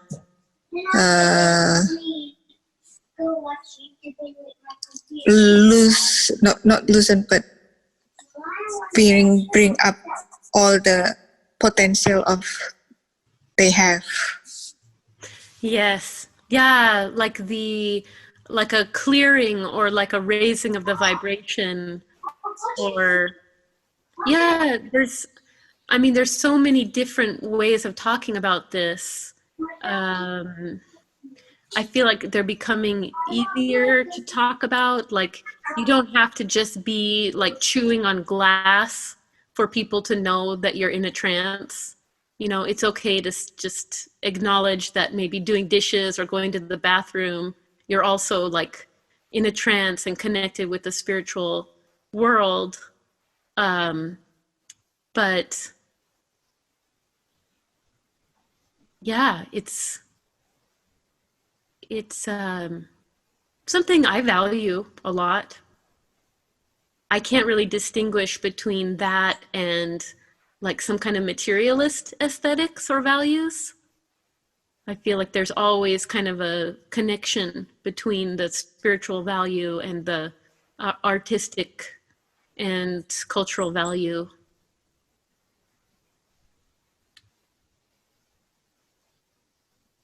Thank you. Thank you, Mbat. That was such a great question. I wish I knew more I did read a really interesting book that Anne Stebinger recommended to me about Sumara, the the meditation form that I think is based out of Solo. There's some other ones too, like Subud. There's a third one I'm just forgetting right now, but it was interesting to read, you know, some ideas about music related with people who have spiritual sensitivities when they can, you know, maybe the musical aesthetic effect is one thing, but the vibration and the energy is another thing. So it might not necessarily be working in the same direction or doing the same function.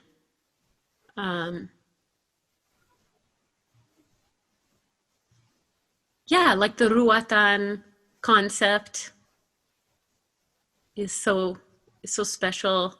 I was in a wayang once where someone in the audience, I was singing Kutut Manggung, and someone in the audience offered a roasted bird, like as like ritual, like here's this roasted bird, put this on the altar. You know, that was really interesting to me. It seemed too literal. I was like, is this really happening? Like I'm singing this song about the bird on the stage, or the bird singing and showing off, and then somebody literally like hands me this like sacrifice bird. It was kind of a heavy moment. I didn't want to misinterpret, but it seemed very direct. Did you also have to prepare all the 7 flowers, something like that? I never did that. No. Bupatmi, maybe she was in a little bit more of her, like, just back from Hajj mood when I was studying with her. So she was very proud of her Islamic knowledge. She was wearing jilbab all the time at that point, and doing that as like this kind of feminist statement. I'm not a sex object. You guys can't, you have to respect me. I'm wearing this and I'm wearing my glasses. I'm an intellectual, I'm an artist, and I'm religious. So I don't know if maybe that would seem a little, but I think later she did that with more of her students in a formal way. She gave me a video of some of those, like mixing the flour, doing the siraman and those kind of things with her students. But yeah, I actually didn't get that with her. Didn't have that experience with her. I mean, I always think it's interesting, like ceremonial music, like if you play for a wedding or circumcision or funeral or, you know, anything like this, like your music, it might have been the same music beforehand, but then once you're in that context, it's ceremonial music. So just like the role of the music changed. But yeah, maybe I'm being too generalizing. I just have some of those things. That's interesting. Thank you. Thank you, Butet. Are there any other final comments or questions for Jessika? Yes, hi, can you hear me? This is Alex. Hi, Alex. I just came back a little while ago, I'm sorry. And I was following a little bit, and I thought that I would just throw a few of ideas and things that have been floating around in my head for a long time. And this is what you were talking about, text, meaning, and the Gairong and the Pasindan and all that. So I thought I would just throw a couple of things out, and then maybe in the future we can discuss this more. The first thing that I notice a lot is that for classical music, I don't mean not Kreasi Baru where the text is very fixed, but like Gambar Sawit and things like that, that for the Pasindan and the Gairong, any text is okay. It's rare when like we sing Gambar Sawit, it has to be this particular Gamelan text. And then, of course, during the part where the Pasindan is singing alone and they're singing Wangsalan, they can sing whatever they want. So that's one thing I've ever noticed. Here's another one I'll throw out there. Pat Chokro from Jogja, the last great master, used to, and he taught a lot of Pasindan. He used to say, you know, if a singer knows only one text, it's okay. You know, it's not optimal. It's not optimal, but what he meant was the important thing was that they could sing. So that's a thought that comes to my mind, that the text is not that important. And if there's only one, it's okay. You know, I don't want to be negative in any way where like no one cares, but because I think it's much more complicated than that. And so the question that comes up for me is text, if the text is not so paramount, then what is? And I think that touches back to what you were talking a little bit about, more of the sound of things, which makes me think that singing, especially the Pasindan, is kind of like an instrument. Like what Miles Davis used to say that Billie Holiday was not a singer, she was an instrumentalist. So that the way the formants of the sound, the overheads and the overtones and all of that is part of the performance. And I think for the really great Pasindans, that was also true. Okay, let me just finish up these because Bube Madusari, who was the great Pasindan player from the Mangkunegaran, Pasindan from the Mangkunegaran,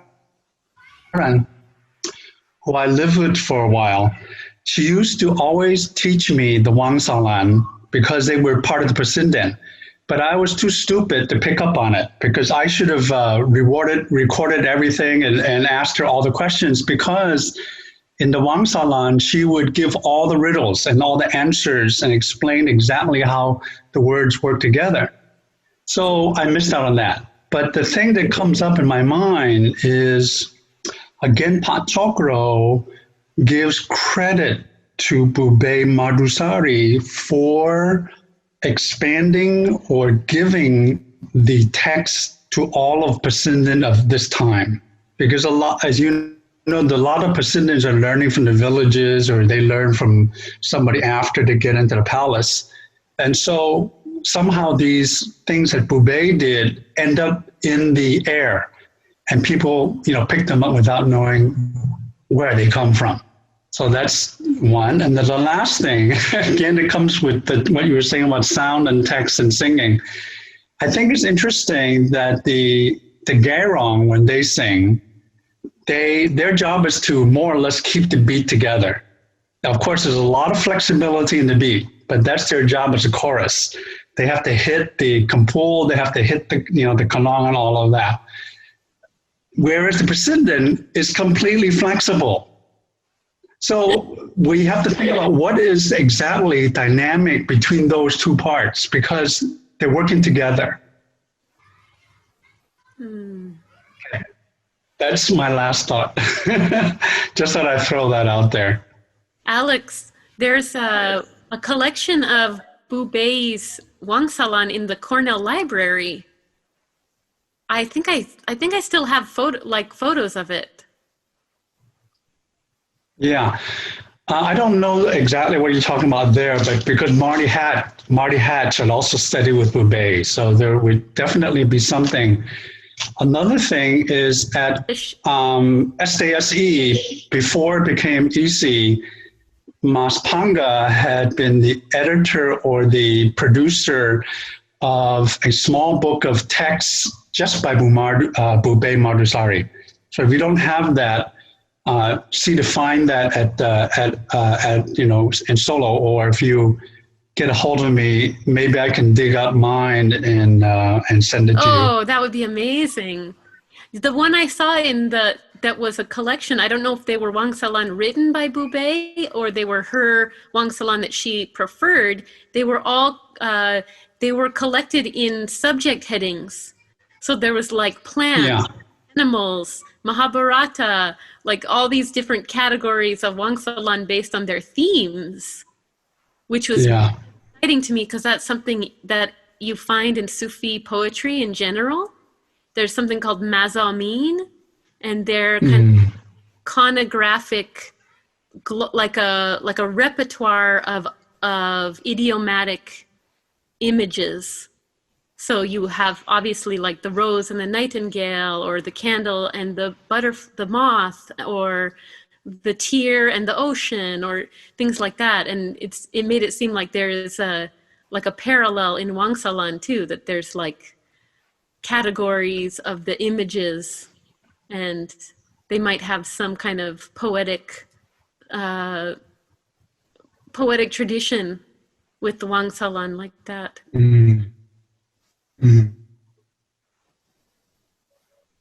I would love to read those. Thank you so much, Alex, for sharing those things. Was there one more thing you wanted to say? No, it was just, that's what came up. So I thought I would share it with you in case it has any resonance. Hugely. And Mastres says he's in agreement with you. How smart to be a great Sindan who must know a little bit of when, how, where, why, but still have freedom. Yeah. I love it. Thank you, Mastres.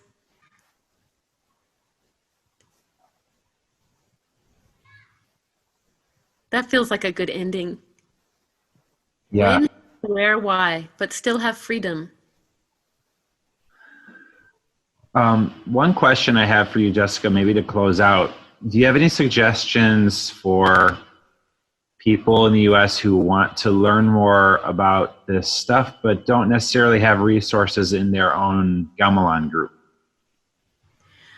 I think it's so amazing that Bat Heni lives in the States now. You know, it's kind of like, so it's a really different area because you can contact her, and she's an incredible teacher, an incredible singer.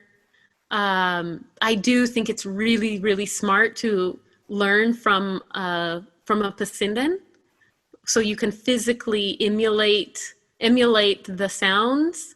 But even though that's hard to do over Zoom, I think it's still possible. One-on-one vocal work is still pretty productive. And in that sense too, like, why can't we have more of these Zoom sessions going back and forth with some of our colleagues in solo, like if we want to, or, you know, maybe set up some of those kind of, I think there's some really nice resources online now for Sindanan, like that breaks down the parts and gives the notation and does the basic pieces. I think it's really, I mean, I definitely encourage people to just learn it from recordings and learn their own style of transcription and, you know, do that work themselves and build up as much as they can before, you know, looking for more support from a teacher. So yeah, there's just so much you can do. And I thought maybe this, like, English or whatever, any language writing of Wangsalan or Cakapan for Gerongan could be a good exercise to just get people singing without stressing about, you know, the tuning system, thinking too hard about that, or the pronunciation or the vowels, just so that people can feel comfortable in their voices first and feel supported. You know, I think it's really good in the gamelan room to have a special spot for singers and really be like, yes, our singers, and, you know, really kind of like make an effort to encourage people, because singing is just, it's just such a difficult area where people get so much criticism that's really unhelpful and might be totally wrong. I think often it's just, you know, people are very judgmental about voices. So to me, I think, you know, between like Tom Waits and like, you know, Bupatni, there's like a whole range of like interesting kinds of voices. Like nobody has to sound the same. Nobody has to sound like something else. But really creating a situation where someone can develop a voice even for a particular group, I think that's also really exciting. Like if you have singers who are like your singers and like you give them a lot of support and they give their all for the singing, you know, that's like, it's so exciting when that happens. It's different than, and then they have the opportunity to grow and like keep pursuing it to whatever level that they're interested in. Thank you, Jessica. That's my cheering moment. Cheering you all on. Absolutely. I felt chill. Hi, am I still online? I feel personally really cheered on by this whole experience of giving this talk and hearing everyone's and yeah, I really appreciate everyone coming out and just the loving attention and all the work that you're doing for music and people. So I hope if there's anything else that I can share or do, just get in touch with me, and I'll just put my email in the thing over here.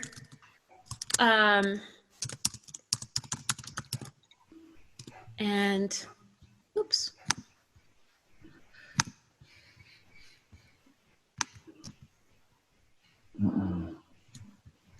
Yeah, and thank you so much. Yeah, thank you. I'm gonna say bye to everybody.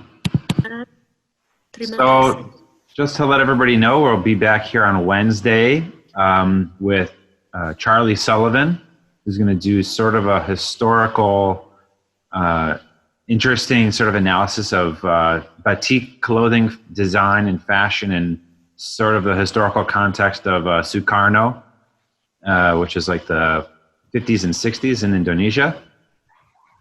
And if you haven't read the description for that, Charlie basically wrote a description that it reads like a movie trailer almost. It's very interesting. It's going to be a very interesting talk. So I hope to see everybody here on Wednesday to get some context for that explosive time in Indonesia's history, actually. So, and I want to say thank you to Jessica again. And these lectures will be posted on NusantaraArts.com within the next couple of days, as well as Kitsy's lecture from last time, which I'm still working on. So thank you, everybody, and see you next time.